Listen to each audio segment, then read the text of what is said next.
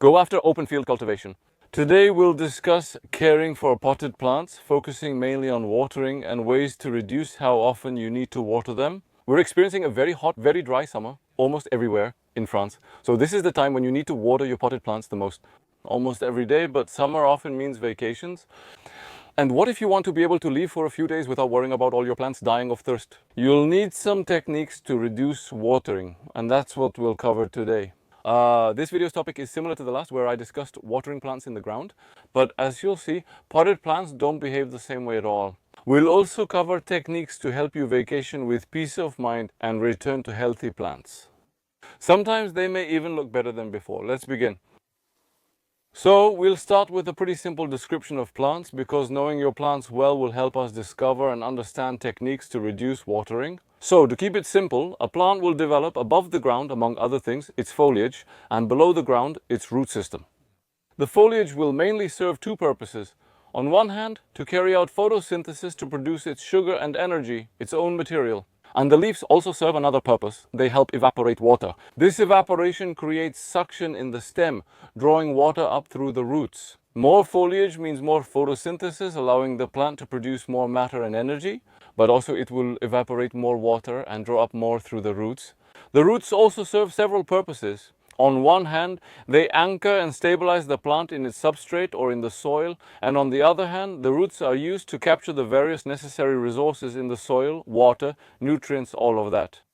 So in open ground, the roots are mainly used to connect with fungi, and it's the fungi that will go and find these resources. But in a pot, it's different. There aren't any fungi, so it's the roots that will directly absorb what they need from the substrate. There's going to be another difference with growing in a pot, which is that the root system won't have as much space as it would like compared to growing in open ground.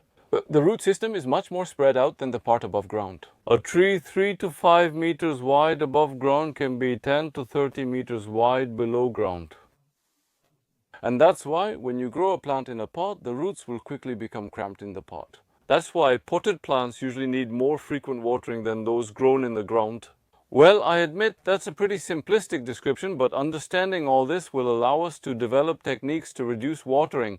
Alright, that's it for the general explanations. Now we're going to look at different basic techniques to reduce watering. And then at the end of the video, we'll see a few extra tips to reduce watering even more.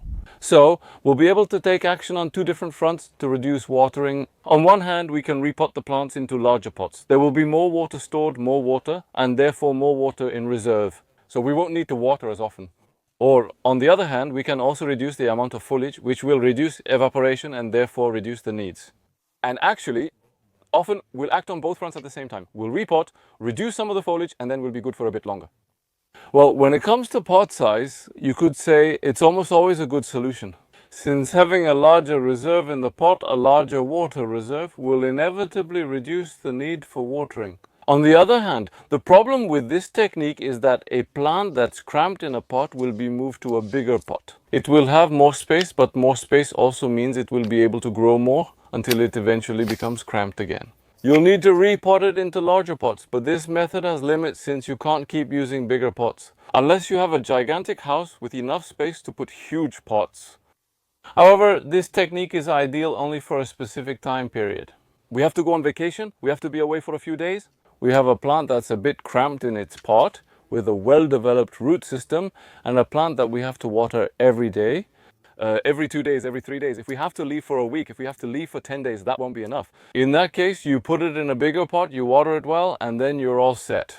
And when I say water it well, I really mean water it well. Some of you have to water your plants very often just because you don't know how to water them properly. Later in the video, I explain in detail how to water your plants properly. So to get back to repotting, moving to bigger pots is interesting. Except that eventually the plant will grow more and take up all the space in the pot. And then we'll end up with the same problem, but with a bigger plant. So there's going to be another technique, and that's going to be reducing the root volume. For example, I have this mint that I'd like to repot because it's too big and cramped. Now, there are a lot of roots and then I need to water it often, but I want to keep it in the same pot. Well, what I'm going to do is reduce, can you see anything here? The volume of roots. I'm going to do this neatly. I boxed myself in, so I'll reduce the roots by scraping a little I use a bent fork to scrape the roots a bit, remove some of the potting soil, do this at the same time. It allows me to change the potting soil. Replace the old potting soil, which has little nutrition left, with fresh potting soil. Once again, this is really one of the ways to show that I am a nurseryman, and one of my goals is often to propagate plants to have more and more of them. A large potted plant like this could be divided into several smaller pots. I'm explaining what to do if you want to repot your plant without moving it to a bigger pot. There you go. You reduce the root volume and put it back in the same pot with brand new soil. We've reduced the roots, so there's more space in the pot, and the water reserve means we won't need to water as often. However, be careful when you do this if you reduce the root volume. Another key task is reducing the foliage. Here, this is mint, so for this one, we don't really need to think too much, we'll just do this. It may seem harsh, but this helps it regrow fully and soon become a beautiful plant. Most importantly, it gives me fresh mint for the kitchen. To decide if you need a bigger pot or can keep the same size, adapt to the plant types you want to grow. This is for herbs, flowers, vegetables and other small or medium-sized plants that don't get very large when fully grown. We can increase the size of the pots until the plant reaches more or less its maximum size. Do this for a tomato plant, or if you want to grow basil, chili pepper or bell pepper in a pot, you'll increase the pot size. We can use pots that are more or less this size, and you'll have a well-developed plant. However, for other plants, more woody ones, if you're growing trees in pots, there will come a time when you can't keep using bigger and bigger pots, because you won't have the space to keep a tree in your house. So at that point, we'll reach a certain pot size, and when we have a plant that has reached the maximum size we want for what we're planning to do with it, well, that's when we'll always keep the same pot size and start reducing the size of the root system. However, as I was saying about mint, if we keep the same pot size and reduce the size of the roots, well, we'll have to reduce the amount of foliage. So, to reduce the amount of foliage, there are several ways to do it. As with mint, we can remove everything here. For other plants, we may only need to trim some branches or leaves, just reducing a little. Exactly like you would do for bonsai. By the way, bonsai just means if you want to make trees in pots. Eventually, you'll need to stop increasing the pot size. Let the roots get slightly cramped occasionally, then remove the plant, trim some roots and refresh the soil.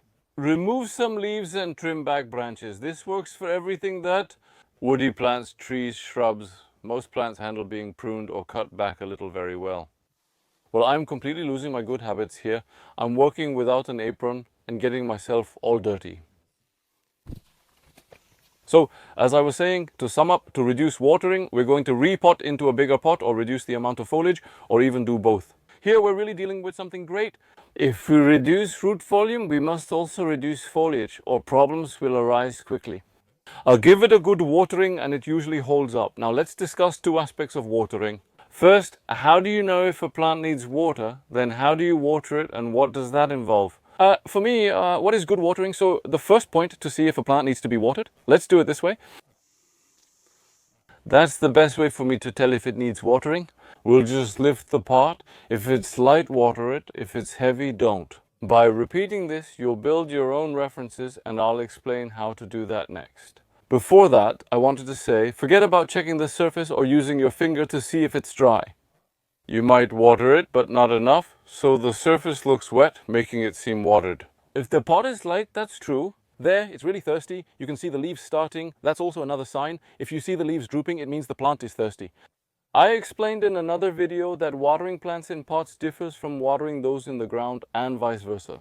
You can also see that it's dry on the surface while actually the pot is completely soaked underneath. But it's just dry on top and it doesn't need to be watered, and you might risk overwatering your plants. That's also a problem. Now we'll see what proper watering is and I'll explain how to use weight as a reference. For me, good watering means soaking. We'll fill a bowl, basin or bucket and soak the pot directly in the water. I use big containers like this. I soak them directly. If you see that when you put your plant in the water, the pot floats a little bit, it really means it needs to be watered. When I say that this way of watering is really better compared to watering with a watering can or anything else. Now, imagine you have a very thirsty plant with a completely dry root ball. If you water from above often, you'll see the water coming straight out the bottom, going into the saucer, and that hasn't watered the plant at all. Maybe it just got a little wet on the way, but it hasn't soaked the root ball at all. That's not enough. So what about soaking? You put your plant in a bit of water, but you shouldn't have too much water either. Don't fill water above the pot's height to avoid overflow. In a basin, you can fill up to half its height. Leave it in the water for at least 10, maybe 15 minutes. It can remain there for 2-3 hours, sometimes nearly 24 hours without harming the plant. Don't leave it for days or do it too often, or you'll risk root rot. There you go, once it's soaked for at least 15 minutes. Then you take the plant out, let it drain for at least 5 minutes, and once you've done that, the plant is completely saturated with water. So that's when you set your reference point. You lift the pot once it's drained well and see how much it weighs, and that's when you'll really have the maximum weight of the plant when it's well watered. Next, take another unsoaked plant, lift both, and notice the difference.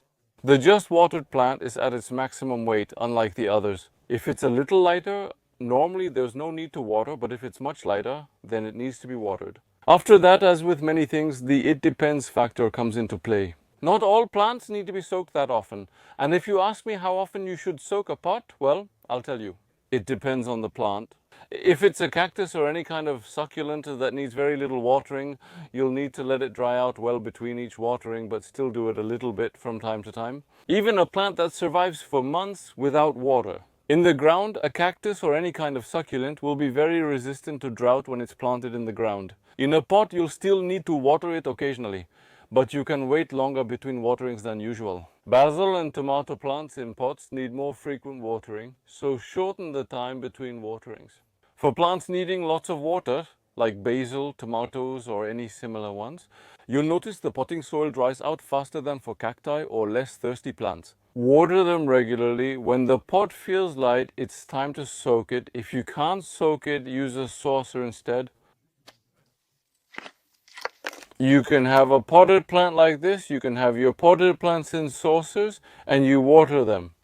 If water runs out quickly, it means it was thirstier, though that's not the case here. If water drains out the bottom, keep adding water until it soaks into the saucer. Then let the plant sit in the saucer to absorb it. 10 or 15 minutes later, we'll go empty the saucer. We'll let the pot drain, and if water remains in the saucer afterward,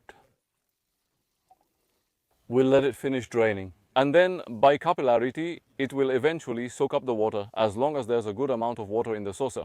There shouldn't be just a thin layer at the bottom, otherwise it won't last long enough for it to be fully absorbed. Alright, that's it for watering, and now let's look at a few little tips to further reduce the need for watering. So here, for example, we have tomato plants that we've put in slightly larger pots, so there's more reserve. Some fig trees that I had potted, which I haven't necessarily repotted. Here they grew this tall. I pruned them by half to reduce the amount of foliage. And on top of that, all these pots are on a bed of sand. All these containers sit on sand with sand at their base. There must be at least 10 centimeters of sand under the pots and all this sand. When we water the pots, it will act like a sponge under the pots and hold a bit more water each time we water our pots. All the water that falls beside the pots, all the water that comes out from under the pots will stay in the sand. Will slowly return water to the plants, so using a sand bed offers other benefits. It will prevent the roots from circling inside the pots. The roots will come out from under the pots and go into the sand. Let's look at some plants that have been in the sand longer.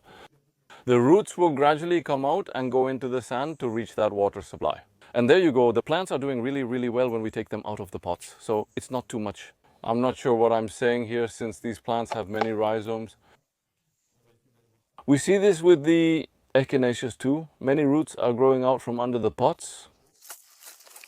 However, if we take the plant out of the pot, after removing the roots before planting, it usually hasn't formed a root ball. The root system is well balanced in its soil. It's actually a pretty good technique. Repotting or planting it in the ground and slightly reducing the roots would be much gentler than what I did before.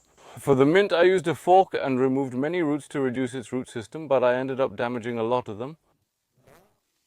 To reduce a root system like that, just cut underneath with scissors. Here, we'll cut a few roots cleanly without harming the entire root system.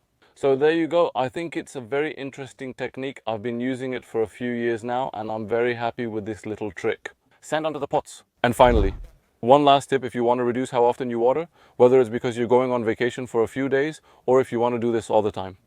Put your plants somewhere Where they're less likely to dry out quickly, place them in the shade in a cool spot sheltered from the wind. Mine are under a pergola with a shade cloth on top. There are trees around to help block the wind a bit. That means they'll dry out slower than if exposed to full wind and sun. As I said, these are just extras for repotting your plants into bigger pots. Trim the foliage a little. Remember that this is mainly what will make a difference, and then put your plants in a spot that's a bit cool and sheltered. That will help even more. I hope this helps and you can enjoy your vacation with more peace of mind. For me, vacation won't happen anytime soon. On the other hand, I emptied my greenhouse, moved my plants to shelter, repotted those that needed it, and pruned the rest. Well, I'll be able to be a bit more relaxed and work on other projects that I'll tell you about in upcoming videos. So we'll meet again soon for all that. Alright, thanks for watching until now. Share the video and subscribe to the channel to catch future videos. Thumbs up are always nice, appreciated, and help the videos ranking. And well, if you also want to support me financially, I shouldn't forget to say that at the end of every video. It's annoying, but I have to mention it if you want to support me financially, since making videos is still a job. So, if you want to support me financially to allow me to keep taking the time to do all this, you can go to my TPE page. I'll add a link here and in the video description for financial support. Thanks to everyone who will participate. Have a great summer and vacation if you're taking one. See you soon for more videos. Hi everyone!